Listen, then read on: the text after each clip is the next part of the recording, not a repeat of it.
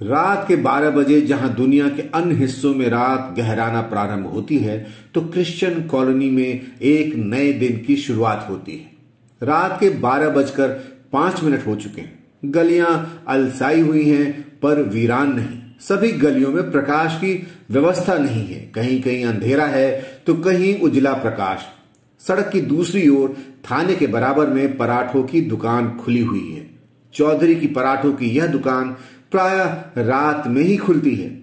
पिछले कुछ दिनों से पुलिस ने देर रात सिगरेट गुटखा की दुकानों को खोलने पर प्रतिबंध लगा रखा है, इसलिए पुलिस के डर से कोई दुकान नहीं खोली गई है।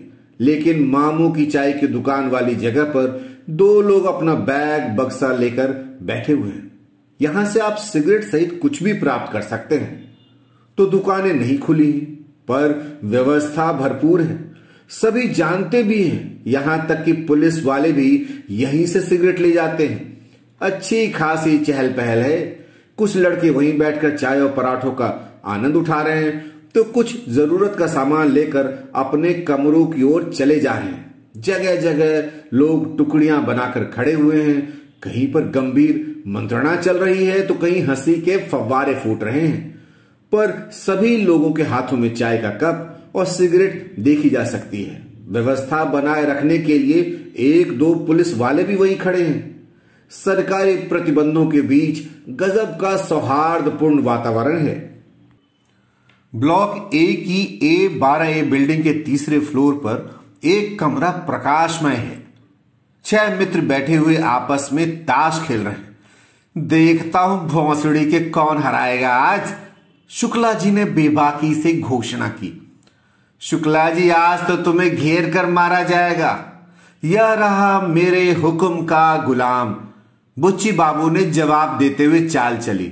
अरे साला, गुलाम भी सर हो गया। शुक्ला जी ने अपने अंगूठे को अपने पत्तों पर घुमाते हुए आश्चर्य व्यक्त किया। साथ ही पास में बैठे बुच्ची बाबू के हाथों में थमे पत्तों को देखने की कोशिश में अपने कंधे उचकाए। बुच्ची बाबू चीख उठे, यह शुक्ला बेईमानी करना नहीं छोड़ेगा। हमेशा दूसरों के पत्ते देखने की कोशिश करता रहता है। तेरे पत्ते में तो लाल लगे हैं ना, जो मैं देखूंगा। अभी देख कैसे सबको पटक पटक कर मारता हूं। एक बार बस तुरुप निकल जाए, फिर देखो मेरा कमाल। 4 मित्र बालाजी, शुक्ला जी, मारू और बुच्ची बाबू बैठे ताश खेल रहे हैं। विश्वदेव और सुनील साथ में बैठे हुए खेल का आनंद उठा रहे हैं। इसी बिल्डिंग में मनीष और चितरंजन भाई भी रहते हैं। मनीष को ताश खेलने में ज्यादा रुचि नहीं है। चितरंजन आज जल्दी सो गए हैं और इसीलिए इस सुख से वंचित है। कमरे में बल्ब का पीला प्रकाश बिखरा हुआ है। 2 रैकों में किताबें व्यवस्थित रूप से करीने से लगाई गई हैं।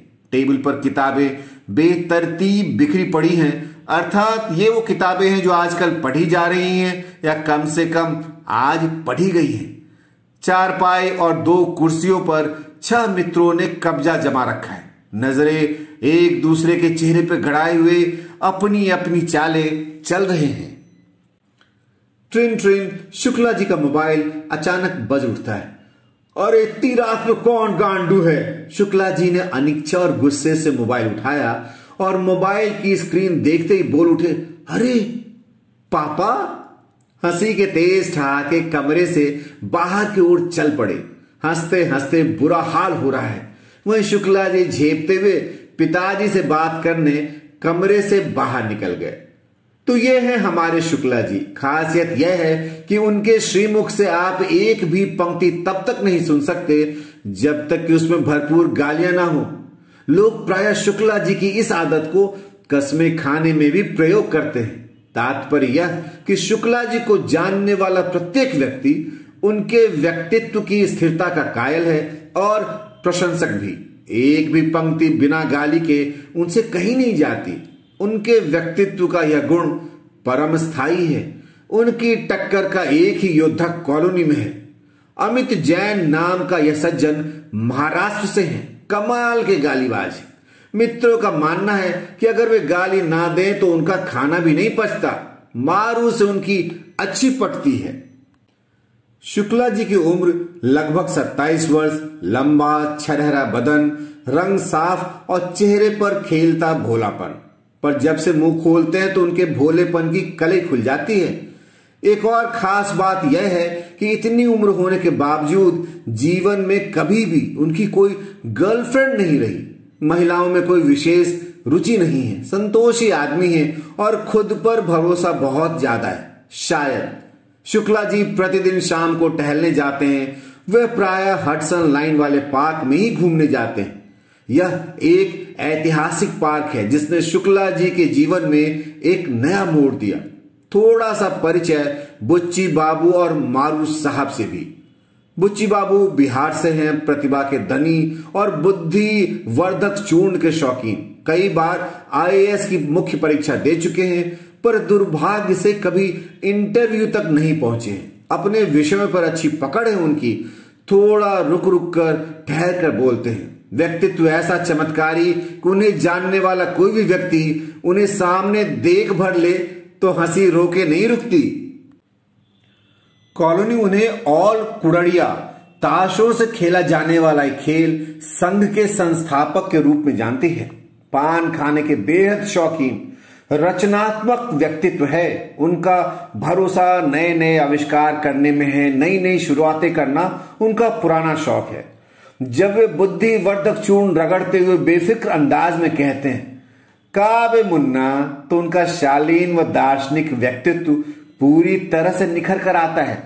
भाषा बिहारी हिंदी ही है। इस बिल्डिंग में रहने वालों में केवल चित्तरंजन अर्थात चित्तू भाई ही अंग्रेजी बोलते हैं, पर वे अंग्रेजी पीने के बाद ही बोलते हैं। 2 पैक गले से नीचे उतरते ही उनके मुंह से धारा प्रवाह टूटी फूटी अंग्रेजी निकलने लगती है।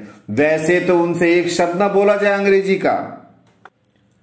तो बुच्ची बाबू के आविष्कारक व प्रयोगशील व्यक्तित्व ने क्रिश्चियन कॉलोनी में ऑल कुड़ड़िया संघ की स्थापना की थी। हुआ कुछ यूं था कि उन्होंने जीवन में कभी ताश नहीं खेले थे। मित्रों के साथ एक बार ताश क्या खेले, वे दीवाने हो गए। जैसे कि आकाशवाणी हुई हो कि हे बुच्ची, तुम्हारा तो जन्म ही कुड़ड़िया के उत्थान के लिए हुआ है।